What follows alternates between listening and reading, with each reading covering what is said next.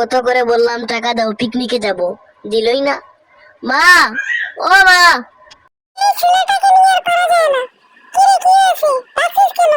পিকনিকের কথা বলবি তাই না? তোর বাবা বলেছে কালকে টাকা নিস, পরশু পিকনিকে যাবি।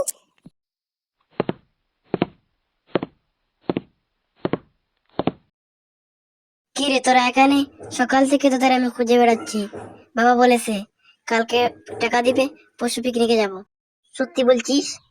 তোর বাবা বলেছে টাকা দিবে? ঠিক আছে, পরশু যাব, কিন্তু যাব কোথায় তা বললি না তো। ভালো একটা জায়গা খুঁজতে হবে, তোদের জানা নেই ভালো কোনো জায়গা আছে কিনা কিনা? তা থাকলে বল। জঙ্গলে পিকনিক করলে সেই লাগবে।